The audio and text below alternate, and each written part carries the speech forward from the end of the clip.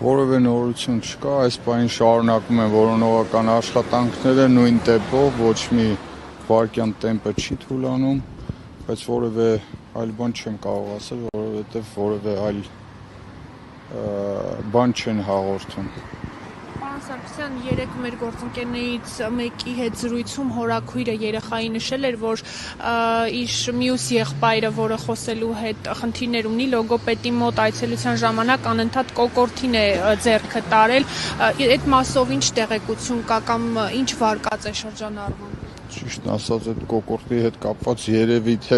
օրինակ մեր կողմից ենթադրությունն եղել է այն, որ ինքը չի կարողանում խոսալ, հասկացրել է, որ չի կարողանում բացատրի իրենց հարցերին, չի կարողանում ամբողջությամբ պատասխանել, դա է եղել, ոչ թե այլ ինչ որ բան է քննարկվել կոկորդը ցույց տալու հետ կապված։ Հիմնական վարկածներ կան, պարոն Սարգսյան, որոնք տալիս են իրավապահները կամ մասնագետները կամ ինչ-որ քրեական գործ կա, տեղյակ եք, ինչ հիմնական վարկածներ են ուսումնասիրվում։ Իհարկե քրեական գործ կա հարուցված, բայց տարբեր վարկածներ, այսինքն չբացառելով ոչ մի վարկած ու այդպիսի ու այդ ուղղությամբ որոնողական աշխատանքներ, այսինքն չբացառելով ոչ մի վարկած։